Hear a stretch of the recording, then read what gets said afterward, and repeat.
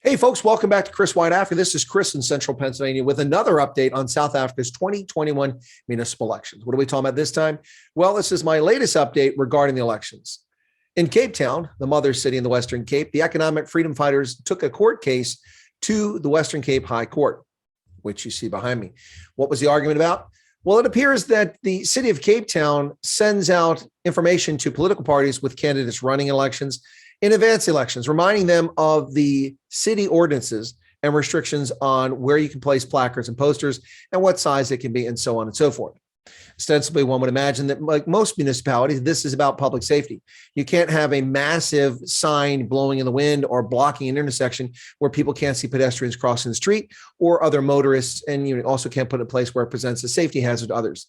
Not to mention, you can't have a city blanketed with huge signs or out of proportion for what's going on. Hence, the city of Cape Town, like many other destinations or other locations, has ordinances in place.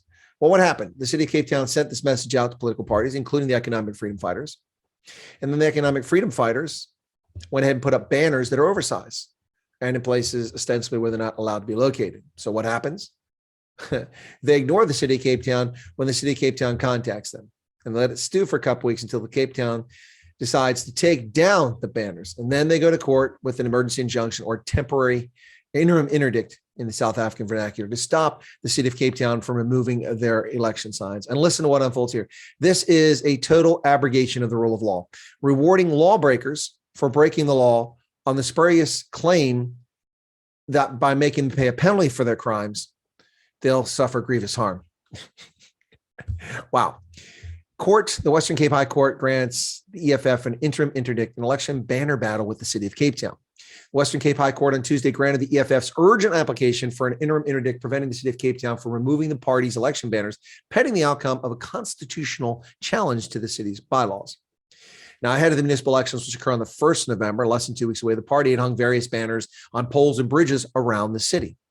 The banners, around 3 square meters in size, contain party leader Julius Malema's image and the message, "Vote EFF." Ostensibly nothing wrong with that. It must be the size and location that's the problem. The party in the city locked horns at the beginning of the month after Catherine Overmeyer, the city's operations manager responsible for urban management, wrote to the EFF informing it that its election banners were hung in violation of the city's poster rules. She requested that they be removed or the city would remove them. Now, that was the beginning of October. It's now the 20th of October. And the EFF refused. They broke the law and they refused to adhere to it. And then they ignored the city. So the city was seeking to take down the banners. The EFF approached the Western Cape High Court seeking an urgent interdiction to stop the city from removing the banners while it challenged the constitutionality of the bylaws and policies. The EFF says that the bylaw and the policies are irrational. Were they irrational in previous elections or have they changed for this election? You see, this is not the first election for the economic freedom fighters. They have run previously in the 2016 municipal elections, so they should know the rules. They've also run in 2 national elections dating back to 2014. So methinks that their protest is fraudulent. Yes. So in his judgment, acting judge Adrian Montzinger said the party would suffer harm if the banners were removed. Looking up Adrian Montzinger, he's an advocate in the Western Cape with 7 years experience and 14 years judicial experience across the board. But he's an acting judge. He said the following. This is what Adrian Montzinger had to say. The harm it will suffer is anticipated since, without protection, the city will simply remove the banners. Well, yes, the city will remove the banners. The economic freedom fighters, unlike the rest of the parties, the 325 that are competing, the other 324, and I don't know how many are actually putting posters up in Cape Town, but probably only a handful. They seem to be able to follow the rules. The ANC, the DA, the African Christian Democratic Party, the Freedom Front Plus, UIM, they all seem to be able to follow the rules. The UDM, why can't the EFF? Because they intentionally violate the rules and they push the boundaries of the rule of law because there are no consequences for the EFF. Montzinger said, if that is the case, even if the EFF should succeed in its review for constitutionality, it will never be able to turn the clock back and recampaign or recoup the benefit it would have obtained while campaigning with its banners displayed across the city. Benefit that it obtained illegally in violation of existing law.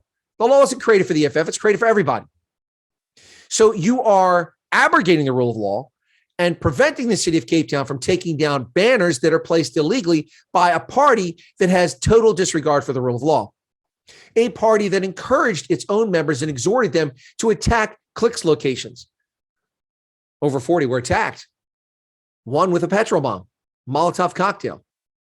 A party who stood on a stage illegally at an illegal gathering in Senegal on the 20th of October, 2020, threatening and intimidating Boers, white Afrikaner farmers, exhorting their followers to burn the Boer out, burn them down. A party whose leader shoots firearms into the air illegally. A party that continually disregards the rule of law and spews racial hatred at every moment. A party that, given an idiotic approval by a moronic judge in the Western Cape to conduct a protest at the Brockenfell High School to intimidate school children, limited to 100, shows up with 3,000 to 5,000 people, not just showing up for protests, but carrying weapons, pungas, knob carries, and golf clubs, only to scurry away like little frightened rats when the police put water cannons on them. A party that has no regard for the rule of law. Acting Judge Adrian Montzinger wants to reward them for their lawlessness, saying they'll suffer irreparable harm if they can't continue to break the law. No, they knew the rules. They had time to remove them after getting a warning nearly 3 weeks ago, and they simply refused because they know they can manipulate the courts and people like Acting Judge Adrian Montzinger. Montzinger added, "It is this court's view, even though a harm analysis is not necessary, that objectively the harm EFF will suffer from removal of their banners will be irreparable." What about the harm by the other parties who adhere to the rule of law? The ANC doesn't get to break the rules. The DA doesn't get to break the rules. The UIM doesn't get to break the rules. So they will suffer irreparable harm by allowing this lawlessness and the abrogation of the rule of law to continue. Where did you go to school to get your law background there, Judge Montzinger? This is insanity. You don't reward lawbreakers by allowing them to continue to break the law with the ludicrous argument that removing their criminal actions would hurt them.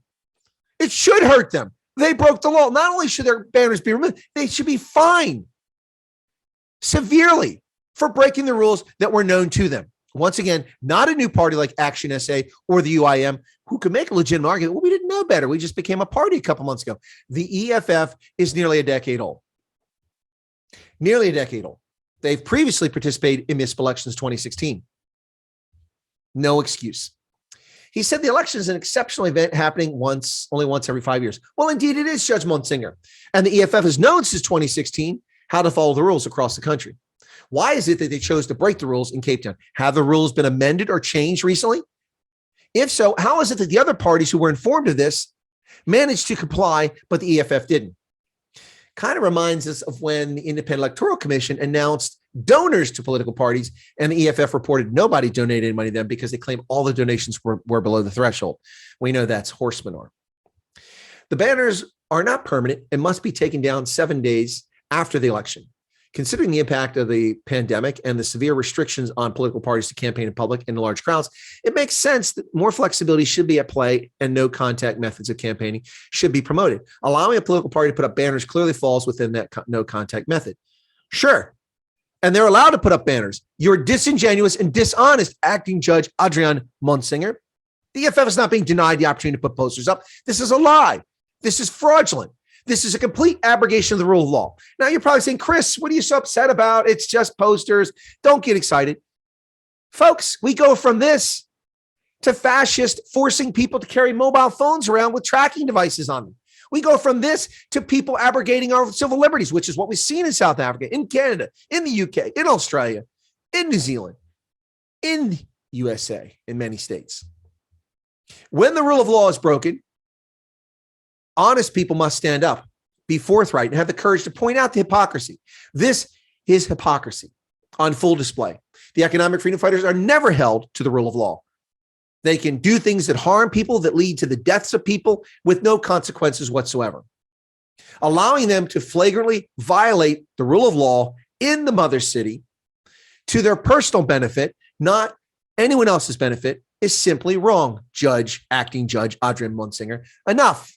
We've had enough of this nonsense. This ruling should be set aside by a competent judge with the experience to understand how the rule of law is supposed to work. And don't let fly-by-night pretend political parties like the economic freedom fighters get away with this idiocy by simply playing out the clock. The ANC tried it. They tried to have the election postponed unconstitutionally. by pushing the boundaries of how much time is needed, and they lost because the Constitutional Court stood up for the Constitution and the rule of law. It's time for someone else in the Western Cape to stand up for the rule of law, remove these banners, and force the EFF to put up proper size banners, which they were well aware of in advance. Folks, thanks a lot. If you're not a supporter of Chris Wyatt Africa, continuing coverage of South Africa's 2021 municipal elections, the best coverage inside or outside South Africa, right here on Chris Wyatt Africa. Be sure to smash that like button down there and become a subscriber if you're not one. Thanks a lot. God bless.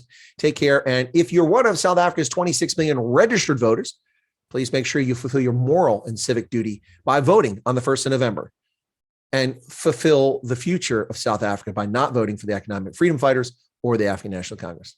Take care, folks.